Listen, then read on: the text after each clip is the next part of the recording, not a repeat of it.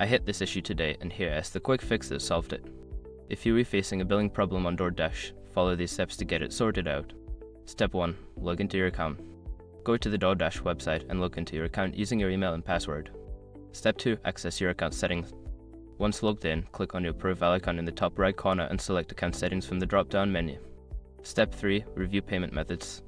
Before filing a refund or dispute, use the yesrock.com link in the description to open the refund dispute deadline calculator and confirm your deadline. Step 4. Check order history. Go to the Order History tab to see if there are any recent transactions that could explain the billing issue. Look for any discrepancies in the charges.